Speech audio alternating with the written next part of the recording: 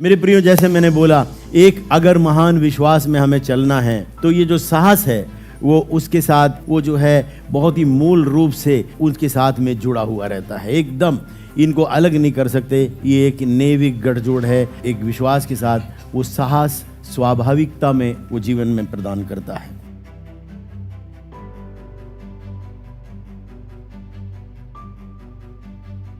प्रभु को धन्यवाद देते हैं।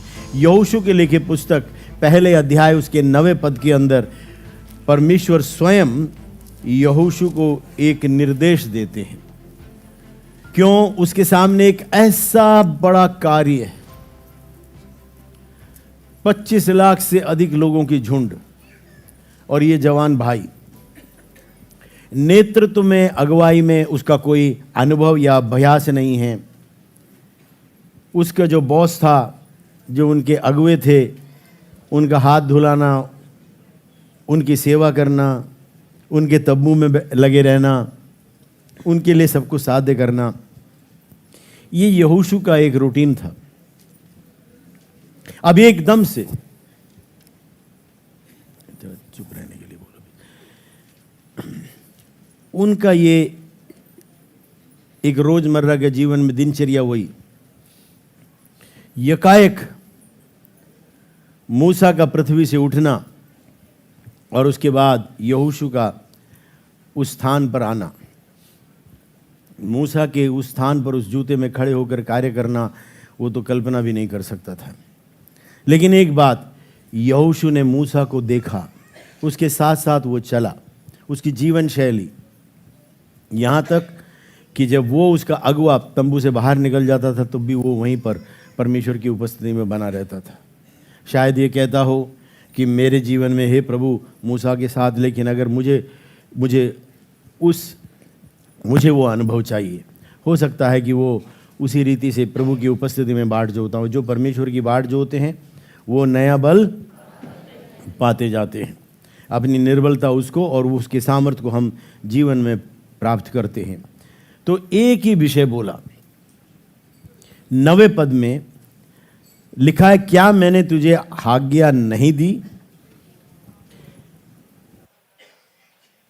हियाव बांधकर दृढ़ हो जा, भय ना खा और तेरा मन कच्चा ना हो, क्योंकि जहां जहां तू जाएगा वहां वहां तेरा परमेश्वर यहोवा तेरे संग होगा। मेरे प्रियो, इसमें लिखा भय नहीं खाना। अगर हमें बड़े महान विश्वास के साथ में अगर एक साहस उसमें चलना हो तो एक बात याद रखिए कि किसी भय के अभाव को हम साहस नहीं बोलते। ये भय का अभाव नहीं है जहां भय नहीं, वो ये है कि एक ऐसा निर्णय है कि उन सारे अस्थिर कर देने वाले या सारा चिंताजनक कर देने वाले विषयों के सामने, उन सारे भय के सामने, उन चिंताओं के सामने, उन सारे विषयों के सामने जब सिर के ऊपर आकर लगता है, उन विचारों के बौछारों के बीच में भी एक दृढ़ता के साथ उस वचन को थामे रहना। फिर भी जब कुछ दिखाई नहीं देता, उस अनदेखी अवस्था में दृढ़ता के कदम रखकर, क्योंकि प्रभु आप मेरे साथ में हैं उस सफ़र में, क्योंकि अनिश्चितता का है, हमें नहीं पता आगे क्या है। जब एक कदम रखते हैं उस जगह पहुंचते तभी वहां दिखाई देता है। लेकिन एक बात है कि वो परमेश्वर आपके साथ है। लेकिन हाँ, 9वें पद को उसके जीवन में कारगर करने के लिए, जो एक बार और पढ़ता हूं, ये वचन आपके लिए भी, आपके लिए है। क्या मैंने तुझे आज्ञा नहीं दी? हियाव बांध कर दृढ़ हो जा, भय ना खा और तेरा मन कच्चा ना हो, क्योंकि जहां जहां तू जाए वहां क्या होगा? तेरा परमेश्वर यहोवा तेरे साथ। लेकिन एक नींव को, एक प्लेटफॉर्म को देने वाला वो वचन था 5वां वचन, तेरे जीवन भर कोई तेरे सामने ठहर ना सकेगा।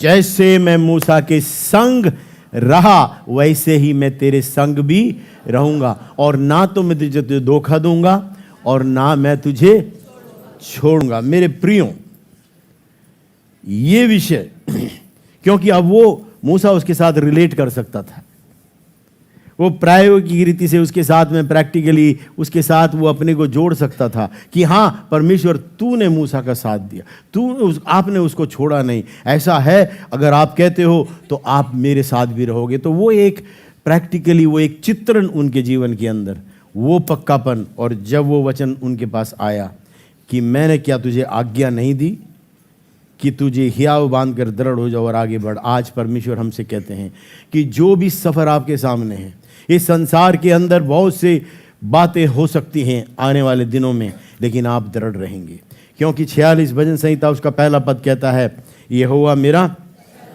शरण स्थान और कैसा गढ़, दृढ़ गढ़ ठहरा है।